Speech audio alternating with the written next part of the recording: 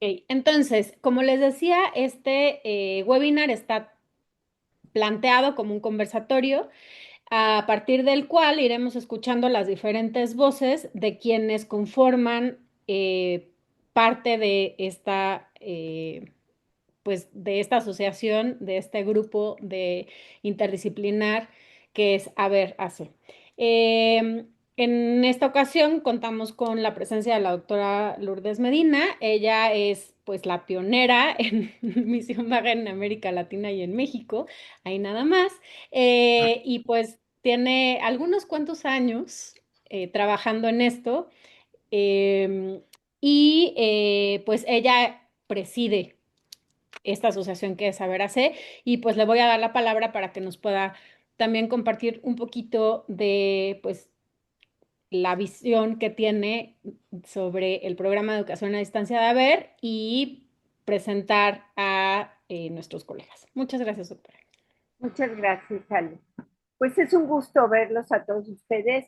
Sí, tengo algunos ayeres de estar abriendo brecha en este camino de rehabilitación visual y desde hace como 16 años creamos la Asociación Civil AVER, que son siglas de autosuficiencia visual, estimulación y rehabilitación. No. Eh, en donde nuestro enfoque mayor es en la persona con discapacidad visual y específicamente aquella con visión baja. Nuestra terminología ha ido cambiando a lo largo del tiempo y se los iremos explicando. Y esta noche me acompañan pues mi maravilloso equipo, que son la doctora Minei Promo Guerra. Ella es oftalmóloga, tiene también la alta especialidad de rehabilitación visual y de glaucoma. El licenciado en educación especial y otras cositas más, rehabilitador visual, que trabaja con nosotros también desde hace muchísimos años. A él no se le ven las canas, pero también hace muchos Yo años las tengo. en los que trabajamos juntos, no tantos como yo, por supuesto, y tiene una amplia experiencia en la rehabilitación de las personas con visiones diferentes y en todo el programa de intervención temprana para los bebés. Y el psicólogo Jaime Gamboa, quien también trabajamos y colaboramos desde hace muchos años, que él es psicólogo, neuropsicólogo, y tiene una amplia experiencia en el ámbito de la rehabilitación. Rehabilitación física, rehabilitación mental, de todas las rehabilitaciones, y hace un buen número de años colabora con nosotros en rehabilitación visual. Y pensamos que es muy, muy importante toda esta interdisciplina. En el grupo también tenemos optometristas y en esta ocasión vamos a cubrir esta parte clínica, Minei y su servidora. Nos interesa hacer este webinar porque muchas veces los términos son obsoletos, los que utilizamos con algunos de nuestros colegas, nos sucede que siguen utilizando términos que ya no estamos usando, que no los sentimos vigentes, porque afortunadamente cada vez hay más referencias a los servicios de rehabilitación visual, y también afortunadamente cada vez hay más servicios de esta naturaleza, aunque a pesar de todo lo que hemos trabajado, siguen haciendo falta estos servicios en diferentes lugares de América Latina y de la República Mexicana. Eh, a veces nuestros compañeros, yo estoy hablando desde el ámbito clínico, pero a Raúl desde el ámbito de la educación y a Jaime también desde el ámbito de la rehabilitación, hay confusión en los términos, no hay las referencias adecuadas, de pronto nos refieren a los pacientes con una visión baja, profunda, cercana a la ceguera, que estaría muy bien rehabilitar como ciego y utilizando en algunas cosas la visión que conservan, nos lo mandan para que le mandemos unos lentes especiales y un telescopio y vuelva a ver como antes y vuelva a manejar. Y esto es un manejo irreal de la expectativa que esa persona pueda tener. Y entonces Jaime tiene que entrarle ahí para estarlo ubicando en el aquí a la hora y toda la realidad.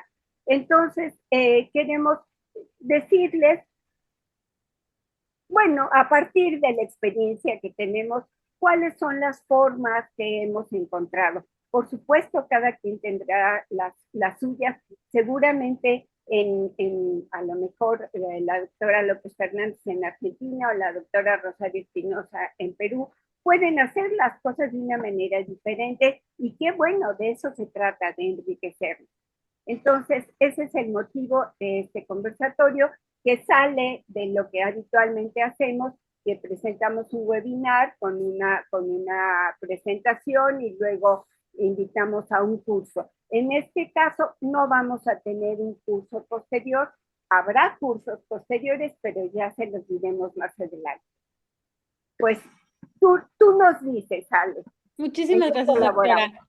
Pues un poco abundando en este asunto de la nomenclatura, me gustaría preguntarle a la doctora Fromo, pues, ¿en qué momentos o cuáles podrían ser estos, pues, por cuestión de ignorancia o porque a veces tendemos a hablar, pues, un poco con eufemismos, ¿no? Sobre todo al menos en México, ¿cuáles serían los términos con los que como médicos, como rehabilitadores visuales, como especialistas en general, incluso docentes, nos tendríamos que referir a una persona que tiene una discapacidad visual? Ok, Ney. bienvenido. Antes que nada, gracias a todos por acompañarnos. Ale, gracias por la pregunta. Y antes de contestar, te voy a decir que están apareciendo en el chat de Visión Baja Sin Fronteras que no pueden entrar ni Rosario ni Araceli Robles Bringas, pero solo para que chequemos si es algo de parte de haber.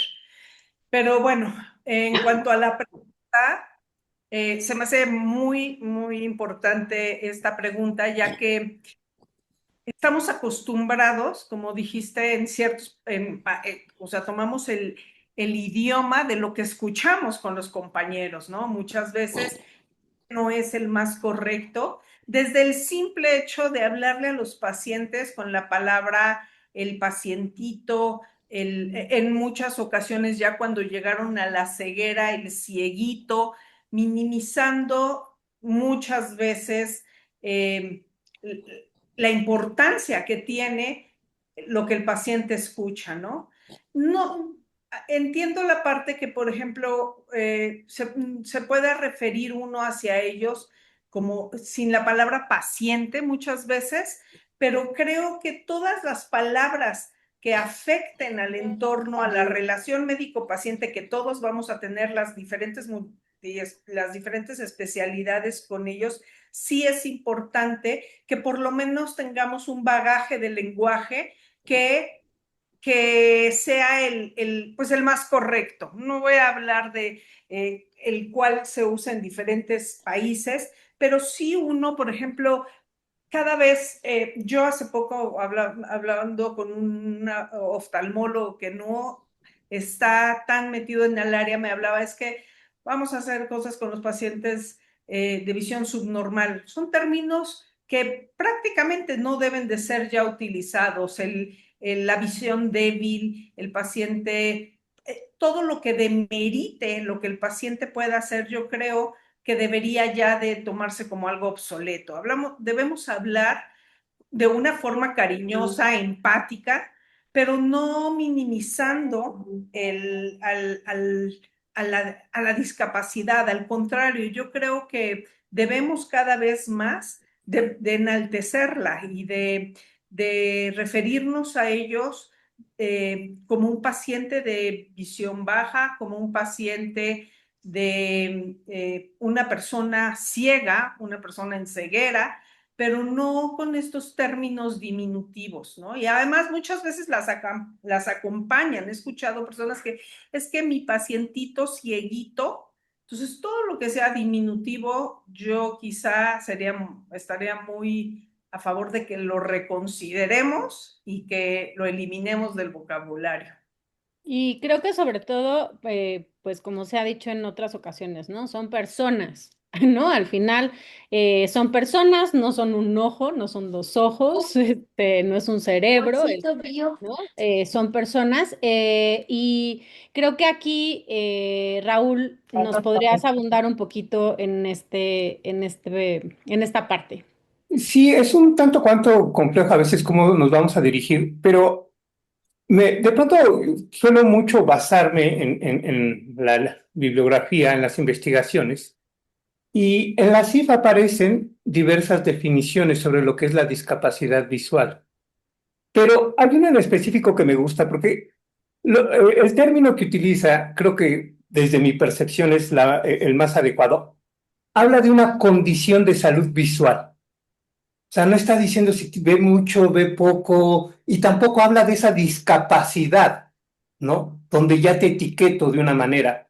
Y donde además en esta definición hace referencia a que la persona presenta una condición de salud visual, la cual se va a manifestar como discapacidad cuando hay un desconocimiento, cuando los entornos no están adaptados, cuando la sociedad no está educada, o sea, cuando se manifiestan una serie de factores es cuando se va a manifestar esa discapacidad. Pero la persona como tal lo que presenta es una condición de salud visual, no una discapacidad, ¿no? De hecho, sí les puedo decir, aparece inclusive esa definición en la página número 19 de la CIF, lo pueden checar. Y me gusta mucho esa definición, ¿no? Porque no hace referencia al que no tiene, al que le falta, al que ha perdido, al que le disminuyó, sino simplemente habla de esta condición de salud visual. Muchísimas gracias. Y bueno, una de las grandes preguntas que creo que podríamos abordar pues desde cada una de las áreas en las que ustedes se enfocan y se especializan, sería ¿quién es un paciente o quién es una persona? ¿Quién sería esta persona a la que tendríamos que referir? ¿No? O sea, ¿a qué nos referimos realmente con eh, llega, les voy a poner un ejemplo, tengo un niño en la escuela y de repente veo que tiene problemas pues para ver el pizarrón. Y entonces, ¿qué hago? Yo soy una profe, yo soy una docente, yo estoy viendo que mis chicos tienen un problema para ver el pizarrón. Entonces, en ese momento como docente, pues, ¿qué hago? ¿No? Ese sería como uno de los ejemplos. O soy un papá y sé que mi chico no ve bien, o estoy viendo que mis papás están teniendo problemas de visión. O sea, ¿cómo saber si tengo que llevarlo? ¿A dónde tengo que llevarlo? ¿A quién le pregunto? ¿No? No sé, doctora Medina, si quieres empezar con esto y luego vamos dándole la palabra a Minei para seguir como en la ruta de la clínica y luego me gustaría escuchar la voz también de Jaime y de Raúl. Muchas gracias. Sí, creo que lo primero sería acudir con un médico especialista de los ojos, con un oftalmólogo. Ujú. En ocasiones hay lugares en donde no hay oftalmólogos, entonces el personal más cercano es el optometrista y está bien, puede ayudar muchísimo. Entonces, el optometrista debe de tener la capacitación suficiente como para poder prescribir unos lentes, si el problema se trata de un problema de lentes, y poder detectar alguna patología si es que se trata de alguna patología y él a su vez hacer la referencia con un médico especialista. Por ejemplo, en el caso de que hubiese alguna catarata o una desviación y entonces por eso ocasionar una ambliopía, en fin. Creo que el que un paciente entre por la puerta de la clínica es lo más importante, ¿sí? Siempre una valoración desde el punto de vista oftalmológico, de preferencia, o bien inicialmente optométrico y después oftalmológico. Y en algún momento determinado, a lo mejor el oftalmólogo se apoya en la optometría para hacer una serie de prescripciones. Específicamente a un servicio de rehabilitación visual, y conste que ya no estoy hablando de servicios normal, a un servicio de rehabilitación visual, tendría que ser referido a aquel paciente, y tenemos clasificaciones que hemos usado durante muchos años y que han ido evolucionando a lo largo del tiempo. La más clásica es aquella persona con una incapacidad de la función visual, que en el mejor ojo, con la mejor corrección óptica posible, y aún después de tratamiento clínico quirúrgico, tiene una visión de 20/60 a percepción de luz, o un campo visual menor de 20 grados. Esto es una cosa muy puntual y muy encasillada. Pero ahora estamos dándonos cuenta que muchas veces acuden pacientes con algún cambio en su visión funcional. Uh-huh. Entonces puede ser que tengan una visión de un 20/40 que no mejora con una corrección común, que podemos ayudarle un poquito más. O aquel paciente que ya ha sido operado de catarata, supongamos, y que se localizó que después de la operación, oh sorpresa, había un problema en mácula. Todos esos pacientes podemos apoyarlos en un servicio de rehabilitación visual. Yo les diría, para que quede muy claro y que ustedes puedan transmitírselo a su entorno, refiere pacientes que que con la visión convencional tengan dificultad para realizar sus tareas visuales cotidianas. Uh-huh. Y ni siquiera nos estamos bajando en cifras. Veo muy bien, leo perfecto, pero choco con las cosas. Ese es un paciente con visión baja. Es que mi niño no me ve, no me sigue la cara, mi bebé no me sonríe, no me quiere. Ese niño puede tener algún problema de tipo visual. ¿Sí? Cuando salga de la norma, se puede colaborar.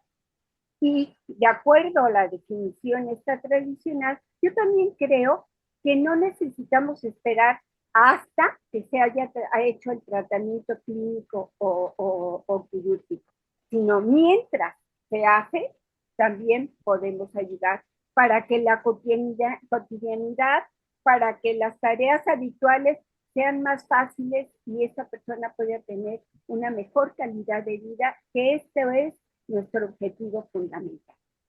Muchísimas gracias. Minei, específicamente hablando de pues de tu experiencia, sobre todo en el trabajo con personas adultas mayores, con personas que igual presentan pues glaucoma, ¿cómo ha sido que llegan tus pacientes? ¿Cómo has hecho tú para apoyar que los refieran contigo, ¿no? ¿En qué momento? Bueno, desafortunadamente te voy a decir, yo creo que hablando del glaucoma, por ejemplo, muchas veces son los mismos pacientes quienes, Ahí estoy. quienes ya ellos solos llegan, ¿me explico? Ya choco con cosas, ya me cuesta trabajo esto. Desafortunadamente, la referencia no es temprana en estos casos, ¿no? Y yo creo que eso es algo que debemos de cambiar. Yo creo que eso es algo que tenemos que seguir picando piedra para hacer visible a un paciente que, como Lourdes decía, no es nada más la agudeza visual, también es el campo visual. Y extendiendo un poquito lo que Lourdes decía, recuerden que hace poco tiempo, relativamente poco tiempo, se acuñó el término de visión frágil, ¿no?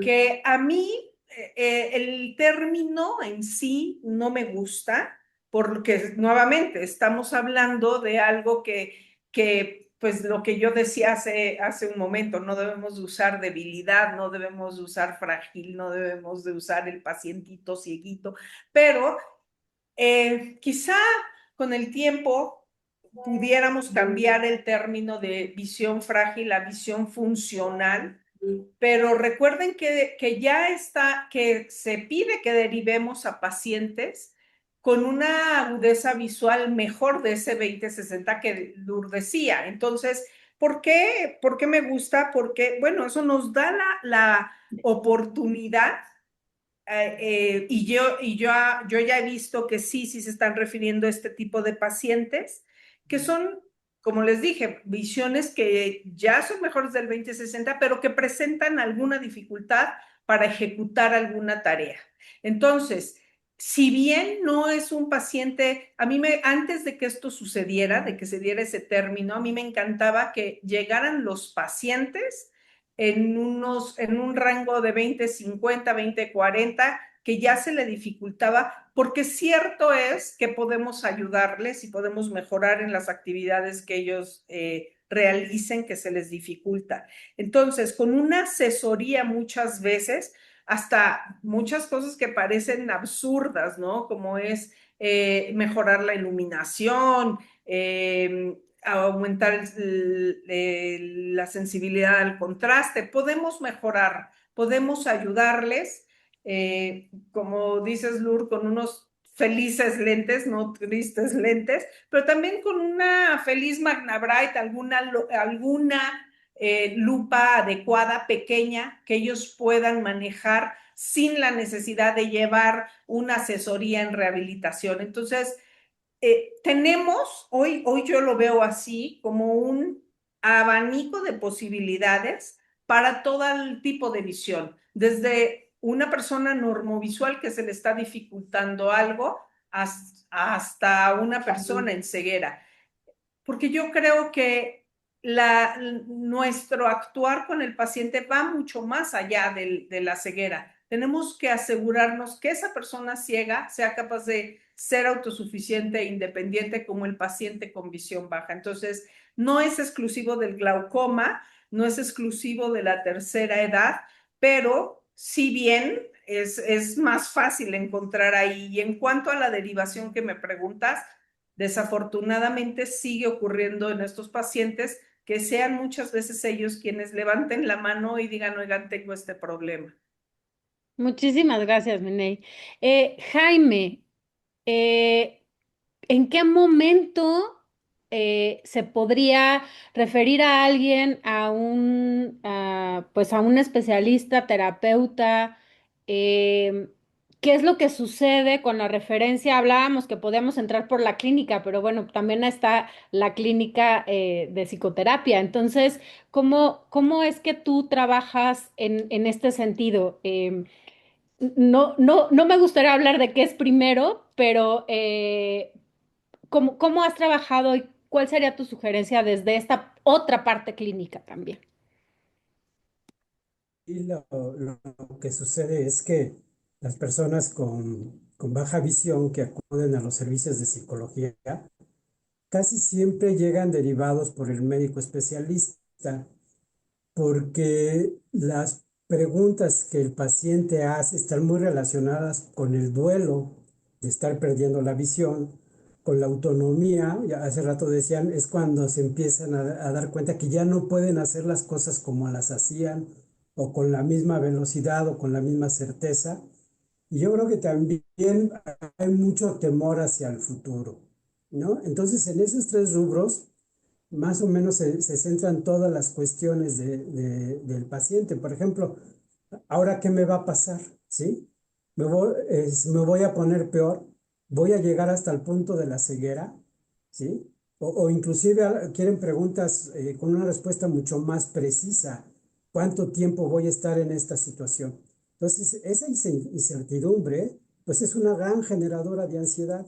Entonces, aquí en el servicio de apoyo psicológico, digamos, siempre va a ser derivado el paciente a través del médico especialista primero. Ahí sí es el proceso. Tal vez, por ejemplo, en consulta, llegue alguien por cuenta propia con algunos de esos temas y que sean referentes a que está perdiendo la agudeza visual. Entonces ahí pues se debería indudablemente primero al médico especialista, ¿sí? Pero básicamente es esto, sobre todo cuando van perdiendo la capacidad de hacer cosas y empiezan a depender de otra persona. El hecho que digan, ¿sabes qué? Ahora de repente ya me convertí en el hijo de mi hija, ¿no? Porque ya voy a la consulta y ahora los médicos se refieren a ella cuando incluso yo estoy presente. Eso les da mucho en la autoestima e inclusive empiezan a tener una falsa imagen del concepto que tienen de sí mismo, ¿no?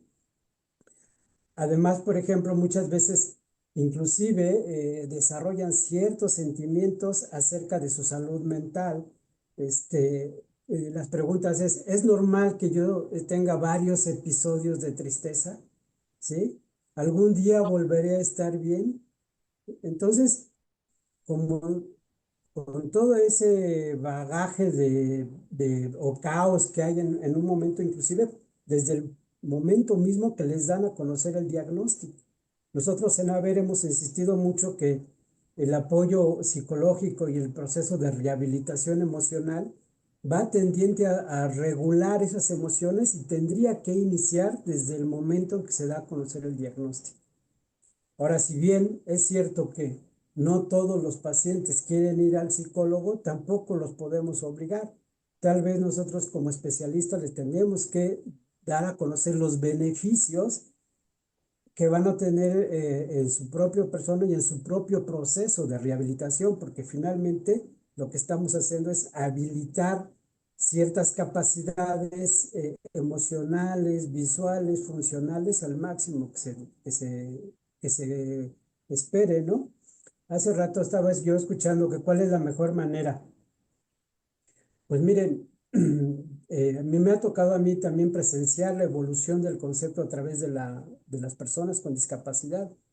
Ellas en un principio decían, me siento más cómodo diciendo como persona con discapacidad.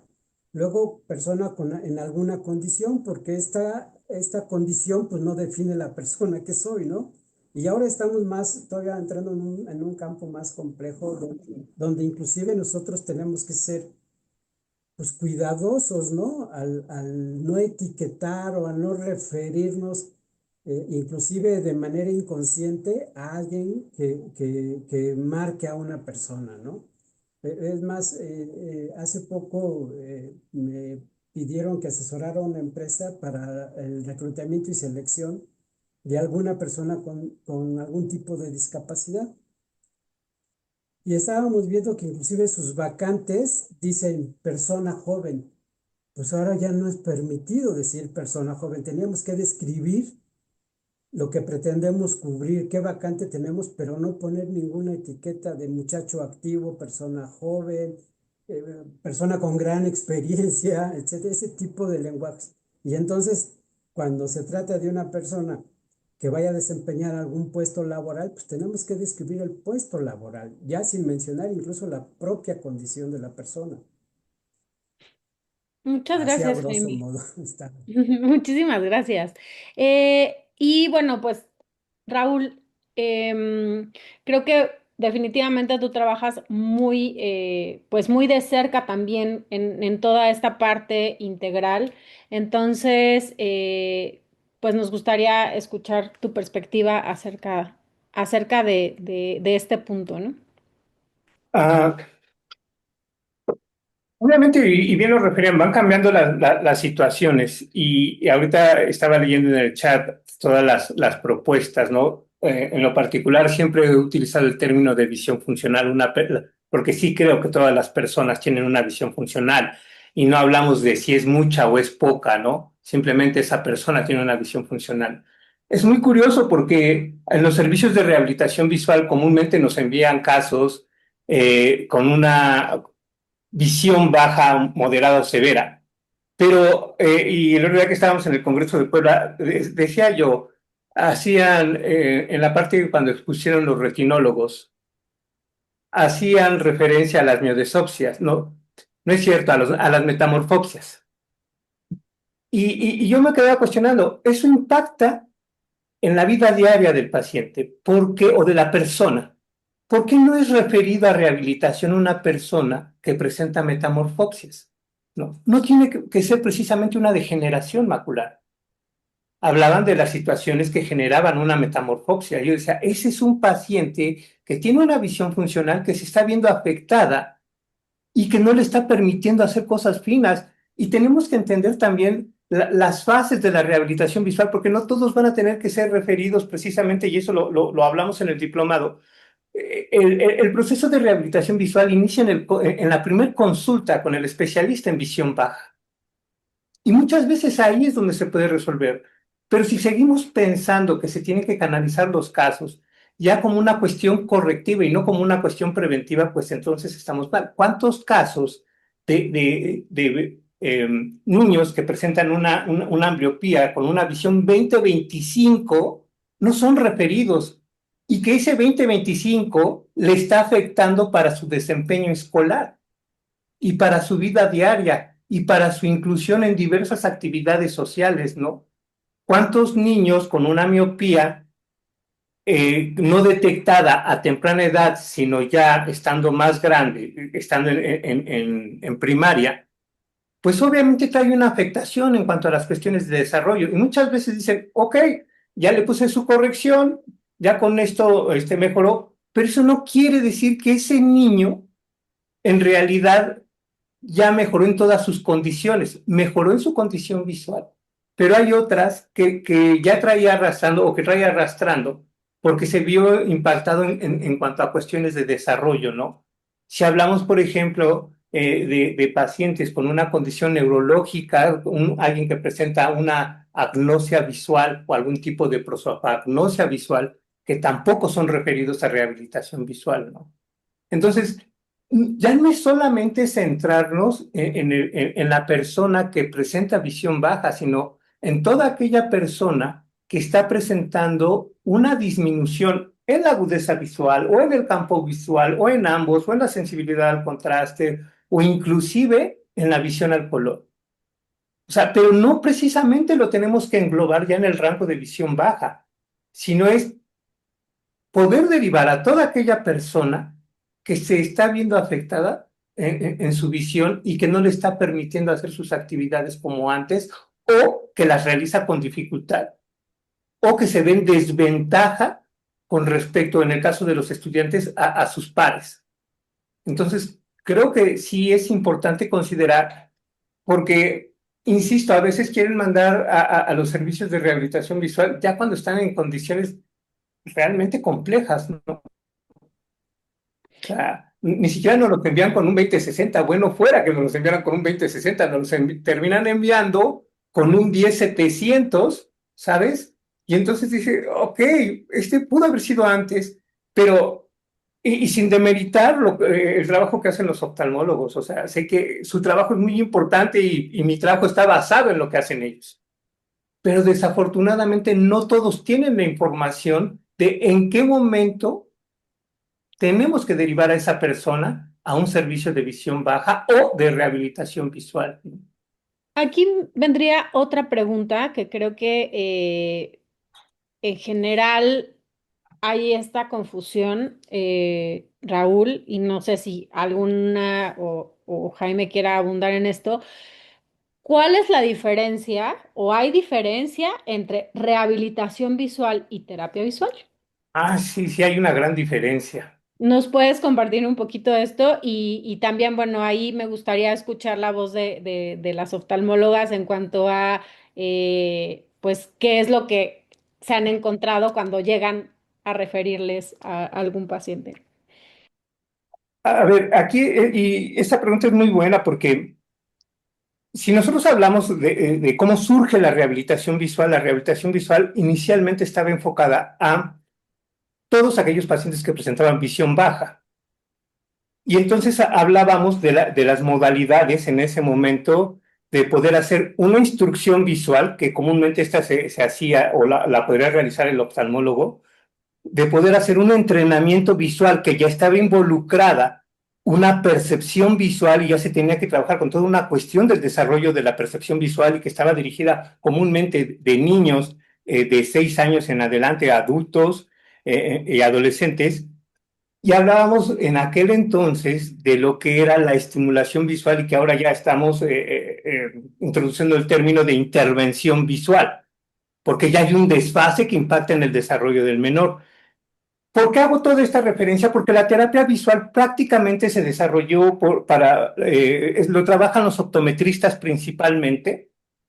No quiere decir que son los únicos, pero son quienes principalmente han hecho intervención en esto y está dirigido a aquellos casos que presentan alguna ambliopía.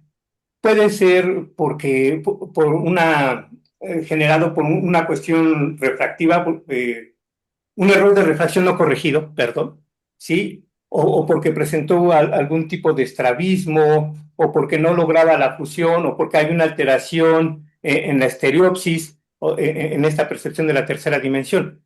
Ellos son los que han trabajado más esta parte de la terapia visual. Sin embargo, hoy en día estamos encontrando que al trabajar estos casos con una cuestión más funcional, hay una mejoría, ¿no?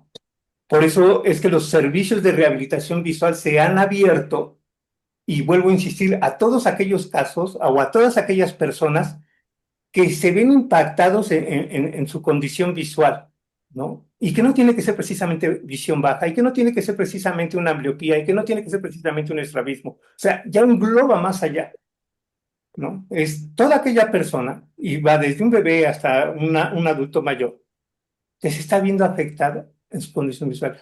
Antes, por ejemplo, si teníamos a una persona que había tenido la pérdida de la visión en un ojo, pero en el otro ojo tenía una visión 20/20, pues no nos referíamos a rehabilitación visual, porque pues, tenía una visión 20/20 en el otro ojo, el campo visual estaba conservado, pues puede hacer su vida normal. No, resulta que esta persona sí se veía afectada en diversas situaciones de su vida diaria, a nivel laboral, a nivel escolar, en fin.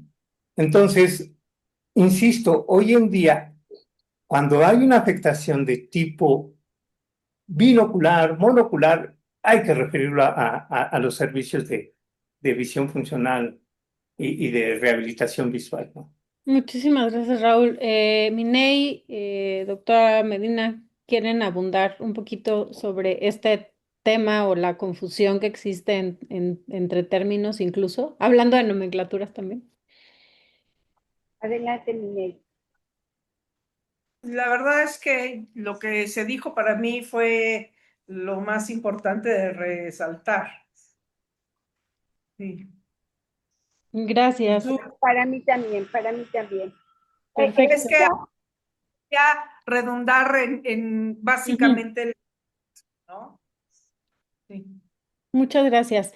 Eh, Pensemos que ya está, ya se refirió al paciente. Ahorita la doctora Rosario estaba haciendo una pregunta y ahorita la voy a retomar. Ya se refirió al paciente, está el paciente o esta persona llega al consultorio. eh, o acepta llegar al consultorio y entonces les dice a las oftalmólogas, en este caso, es que a mí me dijeron que viniera porque me iban a poner unos lentes con los que yo iba a corregir mi visión y ya con eso ya lo iba a resolver.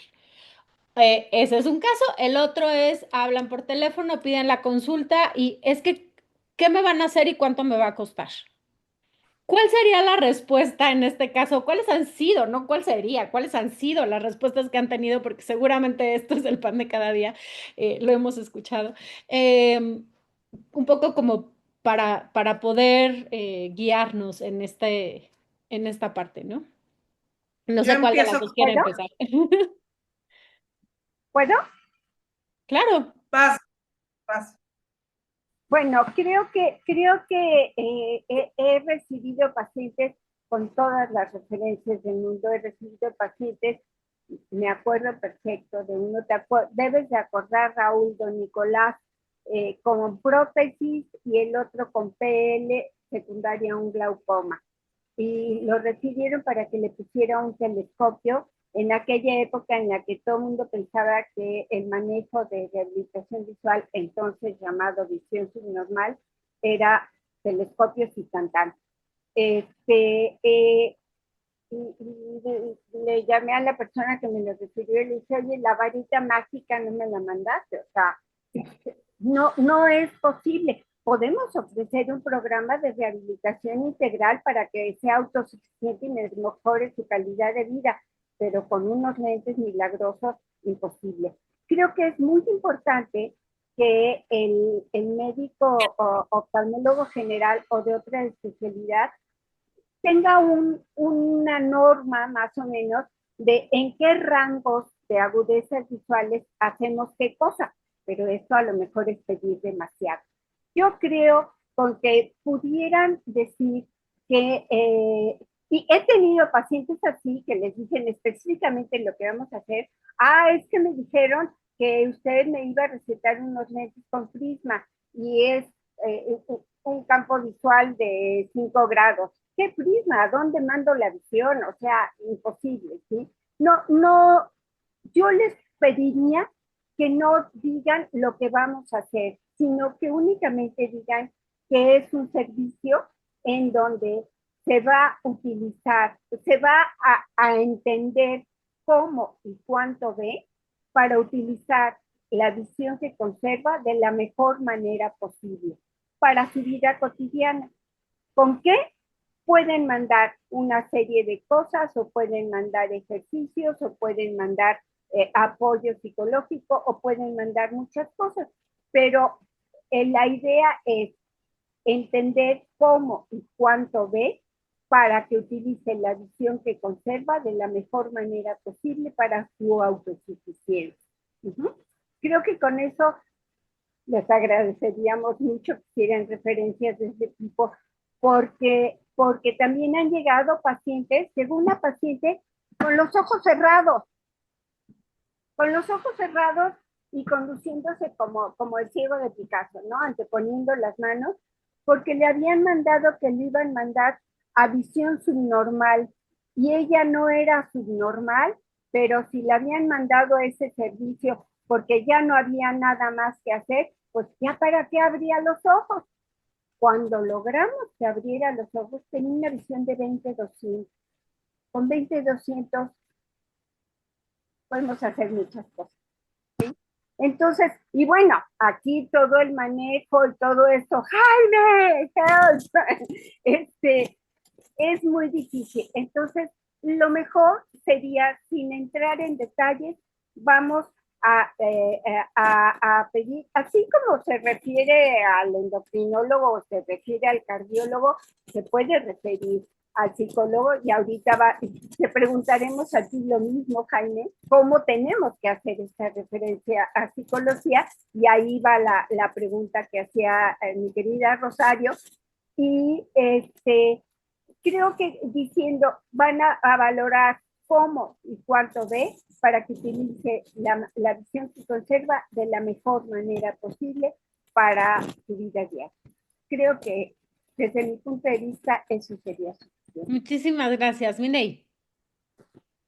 Para mí esto es un tema, de hecho, durante mucho tiempo y a veces lo sigo haciendo, es la primera pregunta que le hago al paciente.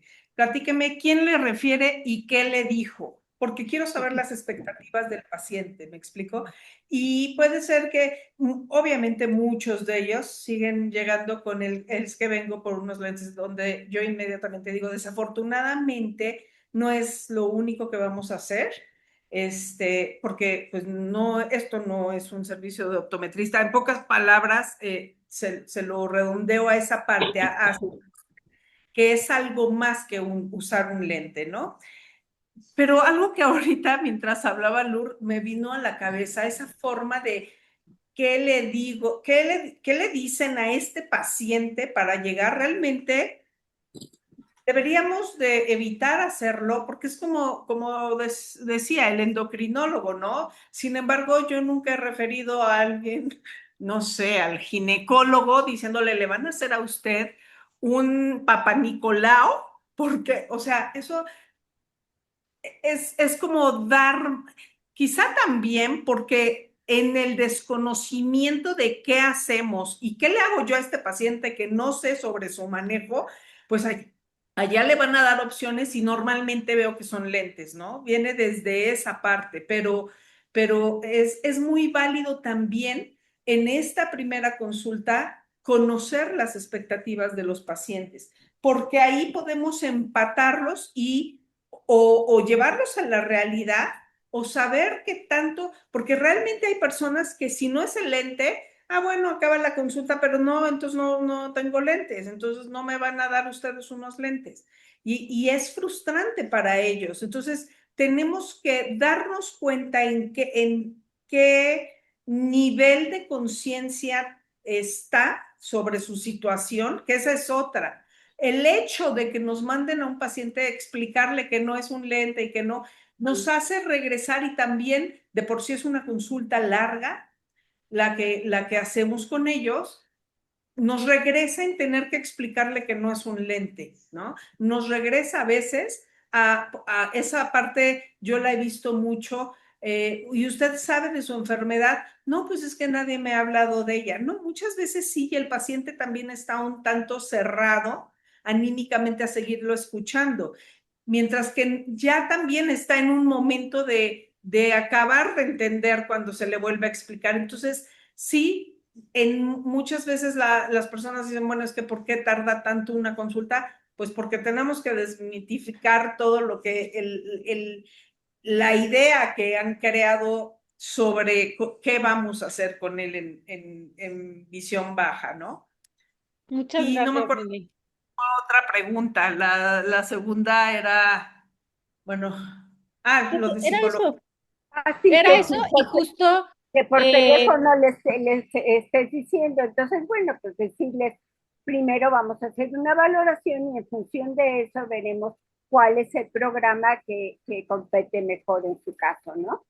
ujú. Y bueno, un poco estaba también el cuánto me va a costar, pues creo que se resumiría un poco en esto que estaba diciendo la doctora Medina, ¿no? Es, pues necesitamos platicarlo, nos vemos en consulta y ver cuál, o sea, cuál va a ser, pues todo el tratamiento que se va a llevar y la propuesta que vamos a tener, ¿no? Porque pues no es como si Ahora, fuera algo hecho, o sea, creo que se trata de algo que se va haciendo a la medida, por decirlo de una manera muy coloquial, porque depende de cada persona, ¿no? Claro, es absolutamente personal, perdón.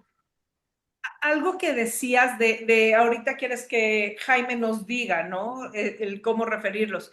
Pero antes de que Jaime diga, nosotros, ¿qué le decimos al paciente para que llegue a Jaime? Que también es muy, muy importante, porque si nosotros vemos que es un paciente, podemos encontrar en todas las variedades que está en shock, ¿no? Que probablemente lo podemos perder si no le decimos con palabras certeras qué es lo que va a encontrar ahí, porque además muchas personas pues no les gusta ser referidos a un psicólogo, que está mal conmigo, ¿no? El otro día estaba leyendo un dato de la OMS que se me hizo muy interesante. No, de cada 5 personas, 3 en algún momento de la vida, en alguna circunstancia, requieren un acompañamiento psicológico por salud mental, descrito por la OMS, ¿eh? Y entonces, eso platicándolo yo con amistades que se dedican a dar terapia, me decía, yo creo que está mal, de 5 deberían de ser 5, ¿no? El 100%. Entonces, ¿qué le voy a decir yo al paciente de forma cariñosa, empática y que entienda la urgencia de poder llegar al área de psicología? Porque aquí me gusta recordar a mí, yo en algunas diapositivas, en pláticas, pongo cómo somos, cuál es nuestro papel delante del paciente, ¿no? Normalmente estamos acostumbrados como médicos a dirigir la acción de la relación médico-paciente. Usted tiene un desprendimiento de retina y necesito estos estudios para poderlo operar o podemos perder la visión. Nosotros dirigimos y el paciente acata. Mientras que con el paciente de visión baja es lo contrario. Nosotros tenemos que ser, en vez de ese árbol roble grande, poderoso, fijo, debemos de ser una palmera que se mueve con él, porque si yo no tengo esa capacidad de transmitir, de comunicar con él, de hacerlo entender la urgencia de esta área o del acompañamiento junto, de forma simultánea, podemos perder al paciente. Tenemos que movernos al ritmo del paciente. Y recordemos que es tan importante que existen pacientes que llegan incluso a la salida del suicidio, ¿no? A una opción tan terrible. Entonces, sí, Jaime, dinos desde tu punto, ¿cuál sería la palabra, la forma de hacer la referencia? Yo creo que lo que estabas diciendo en un principio de hacer esa entrevista inicial y pedir los antecedentes y ver cuáles son las expectativas de la persona, es muy importante, es una fase muy importante porque recordemos que ese paciente va a llegar pues, en una fase de un duelo, le están diciendo que va a perder algo, algo que a lo mejor le crea mucho temor. Eh, a lo mejor ese duelo lo que le da miedo enfrentar es perder esa autonomía que tiene como persona y lo otro pues que le da mucho temor hacia el futuro. Entonces, las expectativas de la persona pueden girar a veces en lo mágico. A lo mejor si me dan esto, quedo otra vez como estaba antes, a lo mejor se para y ya no avanza la enfermedad, etcétera, ¿no? O si nosotros conocemos sus expectativas y realmente somos muy objetivos, con mucha cercanía afectiva incluso, pues seguramente que vamos a encontrar a un paciente más participativo de su propio proceso. ¿Qué le tenemos que decir? Yo creo que siempre se le tiene que decir la verdad. Y a veces tal vez no adornarla de alguna manera que le haga sentir como disminuido, como no es capaz de enfrentar eso. Hay que entender que está pasando por una parte muy difícil y decirle que lo entendemos, que sí es normal, por ejemplo, que se ponga triste, etcétera, ¿no?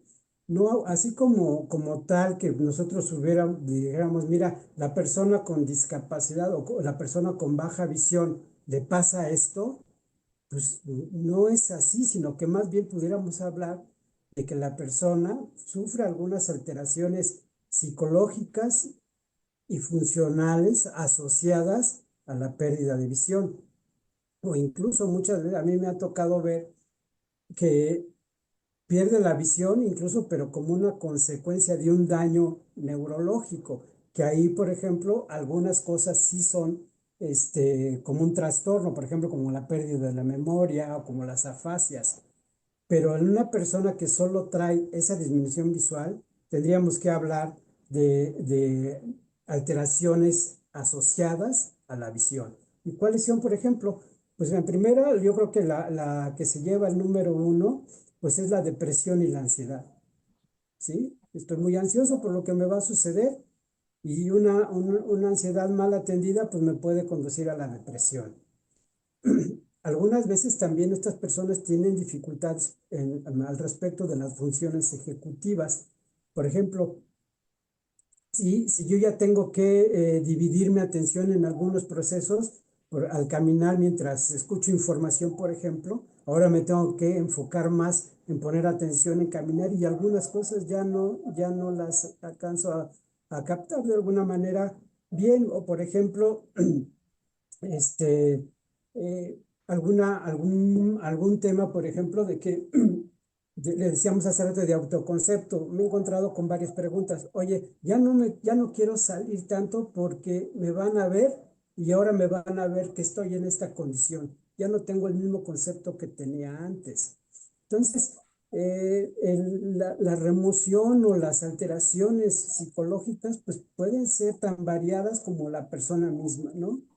Entonces, yo pienso que lo primero sí es tomarnos un poquito más de tiempo en esa entrevista inicial y sí darle una muy buena explorada a las expectativas propias de la persona. Porque Jaime, estas, le y digo, pueden ser, sí, perdón, y digo, ya sé que no hay recetas de cocina, pero a veces algunas recomendaciones están poniendo en el chat, pues cómo es que algunas de las personas los van tratando de referir o tratando de incentivarlos para que vayan a un servicio de psicología.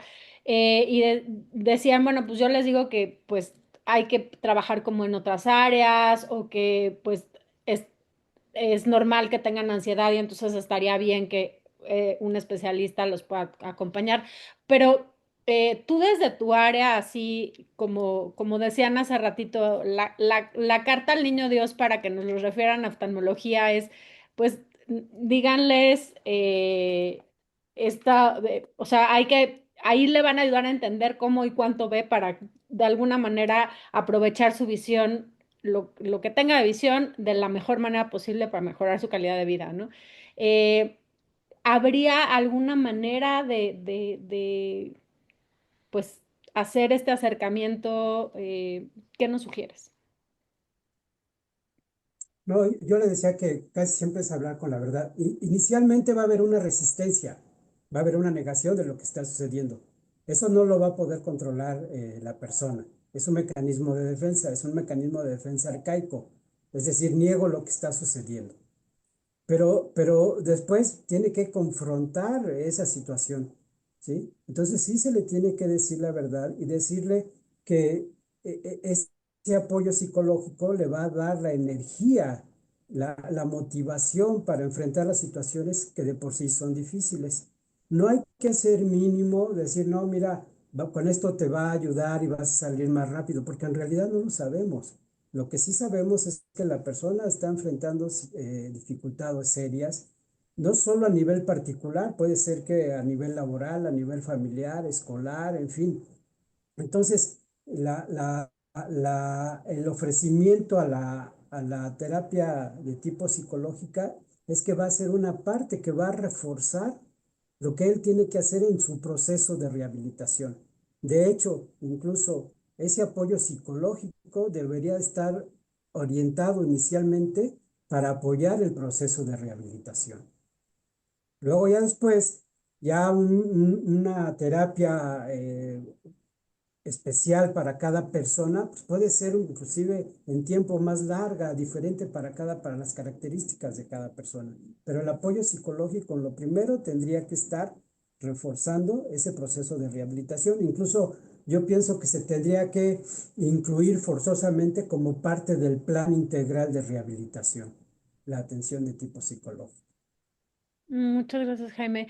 Justamente hablando de la integralidad y un poco para ir acotando e ir cerrando esta conversación y quizá dar pie a un par de preguntas por el tiempo que tenemos, me gustaría conocer pues el punto de vista o la visión que tienen justamente en cuanto a la importancia del tratamiento integral, de hacer un plan integral. Em, Raúl, no sé si quieras comentarnos cómo sugieres que se trabaje esta integralidad, cómo lo has trabajado tú en Haber a partir de pues esta gran experiencia que has tenido con nosotros. Gracias, Alex. Pues algo importante, y siempre digo, si no tengo valoración oftalmológica por un especialista, porque además es eso, o sea, de pronto sí me han llegado casos que los han visto los oftalmólogos, pero obviamente siempre es muy importante que lo vea un especialista en visión baja o ahora visión funcional, ¿no? O sea, porque me va a enviar los datos precisos y adecuados. Un rehabilitador visual lo único que hace es interpretar toda esta información para poder elaborar el programa. Toda esta entrevista que se realiza, porque no solamente son las pruebas de gabinete, sino toda la entrevista que realizan, toda la gama de preguntas que le realizaron al paciente y a los familiares. Y es información muy importante. Y siempre lo he dicho, una cosa es también lo que en el momento obtienen y otra cosa ya cuando está en el proceso de rehabilitación. tal vez entró, y ahorita hablaban de la ansiedad. Cuando fue a su primer valoración, llegó con mucha ansiedad y tal vez eso propició que él no diera respuestas específicas o concretas, inclusive a nivel visual, ¿no? Pero ya una vez estando más relajado, ¿no? Y cuando comenzamos a trabajar estos procesos, porque además, bien referían, no son recetas de cocina. Cada programa es específico para cada paciente porque son seres individuales únicos, ¿no? Con una historia de vida, con un nivel cultural, con un contexto familiar. Entonces son muchos factores los que intervienen para que podamos elaborar estos programas, ¿no? Y algo que priorizamos siempre, porque siempre he dicho, para mí, en lo específico, es la parte medular de los procesos de rehabilitación, lo que tiene que ver con la autosuficiencia en el desplazamiento, que comúnmente es conocido como orientación y movilidad. Nosotros, al estar trabajando con personas que sí presentan una visión, no podemos hacer estos procesos igual que como los hacen con la persona con ceguera, ¿no? No le puedo decir, es que también mueve el abanico de esta manera. No, no, no, eso lo va a hacer una persona con ceguera. Acá lo que nos interesa es que uses tu visión y esto nos lleva obviamente a conformar un programa de autosuficiencia en el desplazamiento donde lo que priorizamos es el uso de la visión. Entonces, insisto, cada programa es diferente. Consideramos una serie de factores y de situaciones, el entorno familiar, el entorno social, el nivel cultural de la familia, su nivel económico, las necesidades que presenta la persona, ¿no? En el caso de los niños, pues es toda una gran variedad la que ahí encontramos una gama de posibilidades. Pero creo que lo más importante a resaltar es que se elaboran programas conforme a las necesidades de cada paciente. Son individuales cada programa. Muchísimas gracias, Raúl. No sé si quieran abonar algún comentario sobre la importancia justamente de pues del trabajo interdisciplinar pues en los servicios de visión baja, ¿no? De rehabilitación visual. Yo creo que el problema amerita que tiene que ser un trabajo multidisciplinario y tiene que estar centrado en la persona, sobre todo enfocado en la autonomía y a la calidad de la vida. De ahí se va a desprender pues, un programa lo más posible hecho a la medida de la persona, ¿no? Ya decíamos hace rato que era muy importante ver cuáles son las expectativas de ella. Entonces, si queremos que la persona se transmuta en el principal trabajador de su propio proceso de rehabilitación, pienso yo que tendría que estar centrado en la persona. Gracias, Jaime. Minei, Lur.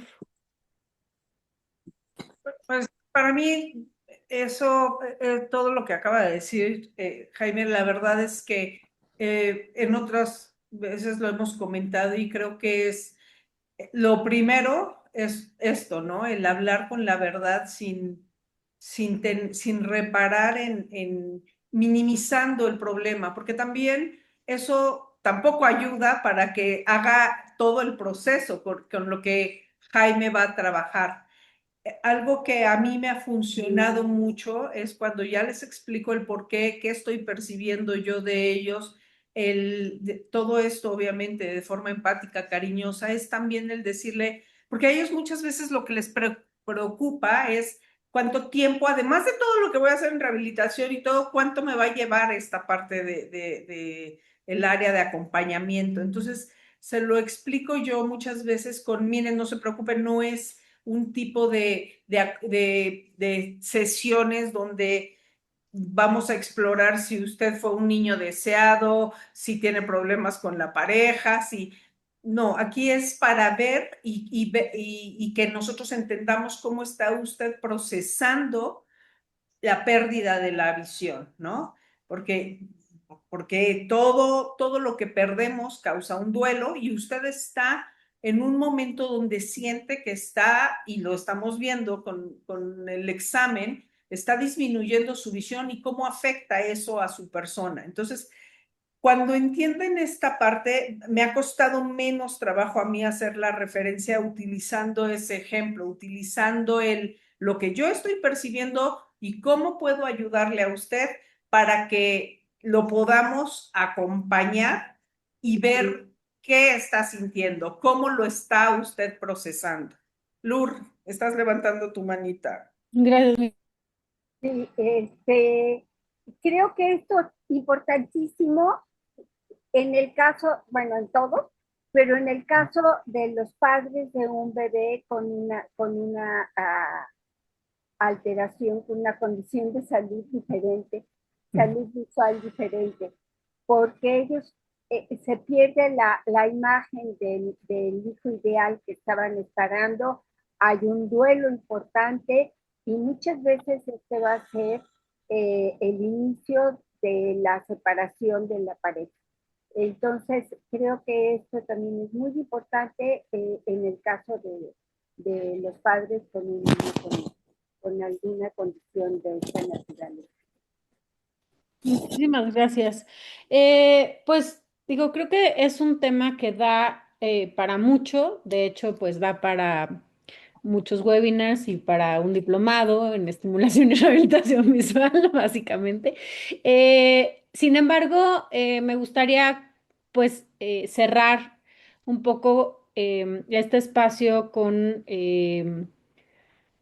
pues quizá no tanto como conclusiones, sino quizá también como con preguntas que pudieran dejarse en el tintero para, pues para que queden las reflexiones ahí un poco dándonos vuelta y dejar pues abierto el foro para que en determinado momento podamos seguir platicando. Yo creo que esta no será la primera ocasión en la que hagamos este tipo de conversatorios, este tipo de webinars. Creo que ha sido súper rico para todos y para todas. Em, entonces, pues, ¿cuáles serían como, pues, estas preguntas que quisieran dejar para que nos dé vueltas en el coco? ¿Cuáles serían estas conclusiones o estos mensajes como súper, súper claros para que se nos queden y pues dependería de ustedes si abrimos a un par de preguntas o si ya cerramos porque tampoco quiero eh, pues abusar de su tiempo. Yo quiero preguntar una cosa nada más que de lo que Lourdes contestó en la última.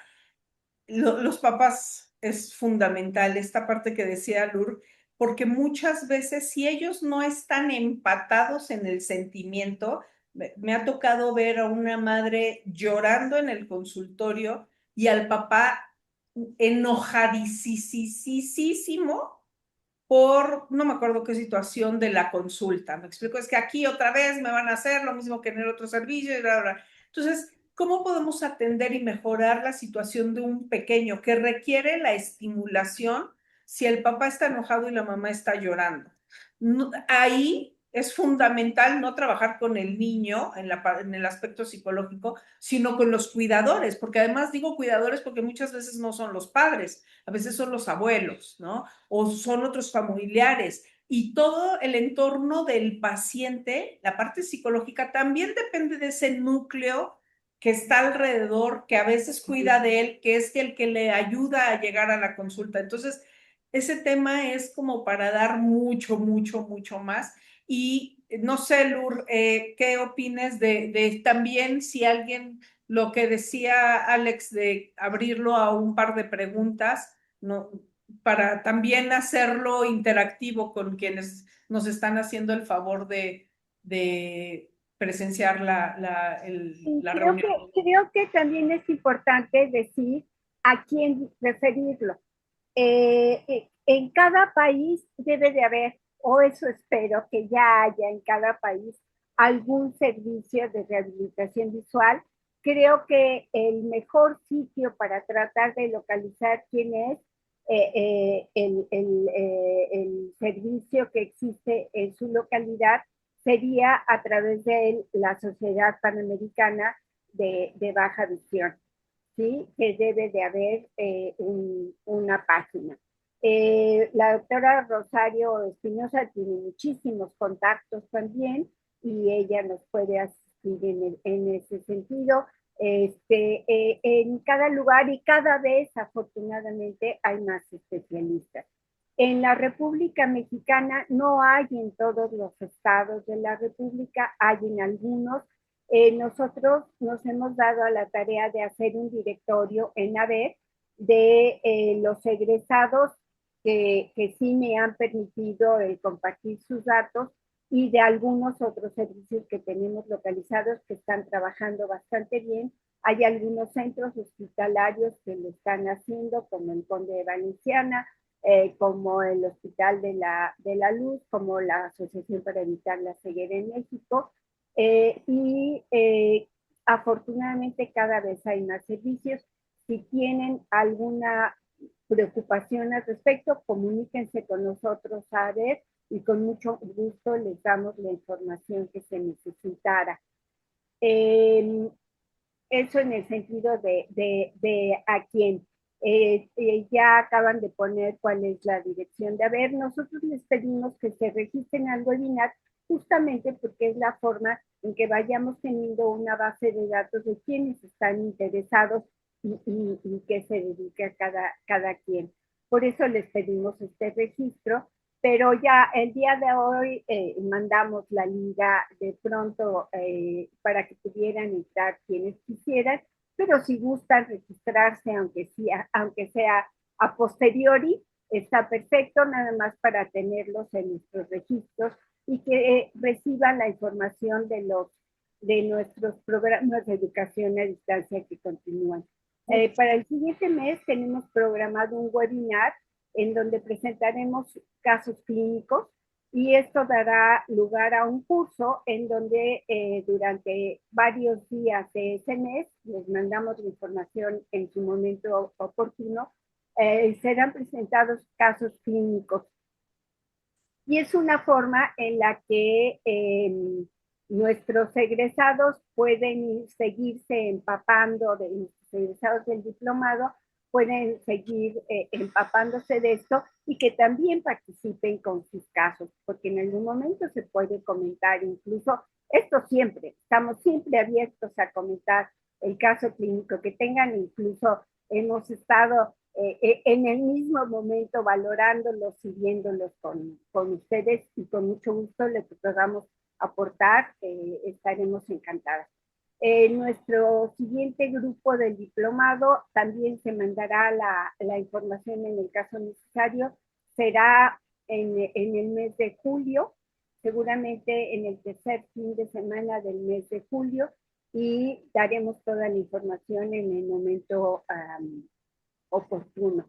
Creo que esto ha sido muy beneficioso, nos hemos compartido ideas de uno y otro lado, hay por unos datos muy importantes. No sé, como vean, 8:22, dos preguntas y nos despedimos. Sí, Bien. está muy bien.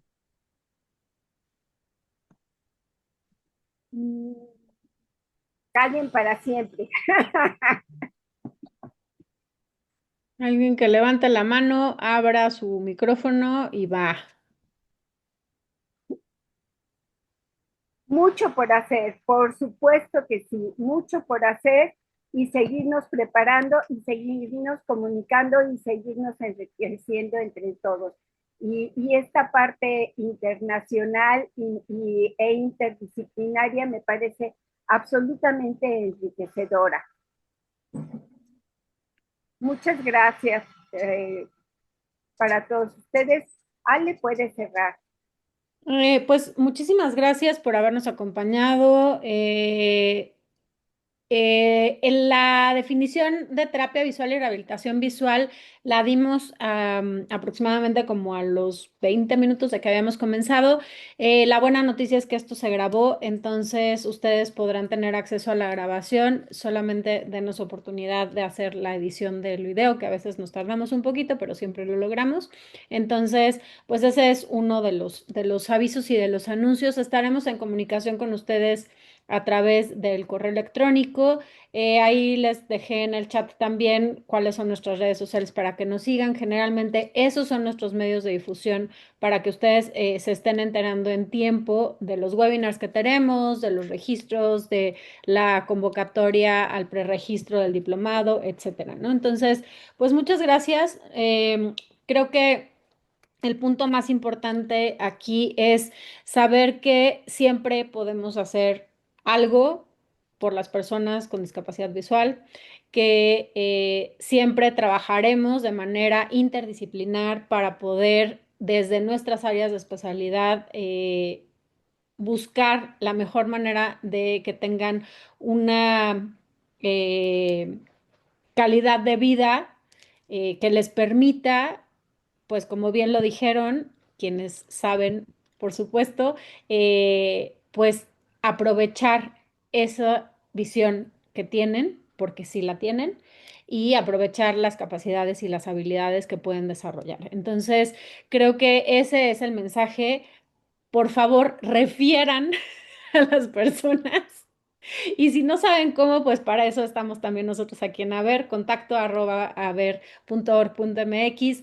Estamos pues a sus órdenes, los canales están abiertos y de verdad muchas gracias a quienes se desvelaron hoy porque están lejísimos de nuestro país. Muchísimas gracias a quienes están en Coyoacán, gracias también a quienes están en la República Mexicana también. De verdad, muchas gracias.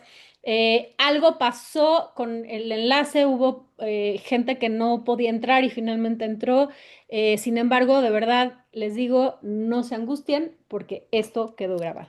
Así que a nombre de Haber y del programa de educación a distancia, les damos las gracias por habernos acompañado hoy y esperamos también que nos puedan dar su retroalimentación y podamos seguir abriendo estos canales de comunicación para pues saber sus inquietudes y para poderles apoyar en lo que esté en nuestras manos. Así que, doctora Lourdes Medina, muchísimas gracias. Doctora Minelia Formón, muchísimas gracias. Mi queridísimo Raúl, un montón de gracias por acompañarnos hoy. Jaime, muchísimas gracias. Y pues a nuestros egresadas, egresados y actualmente estudiantes del diplomado, gracias porque siempre están ahí altísimo. Que pasen muy buenas noches y seguimos en comunicación. Nos vemos.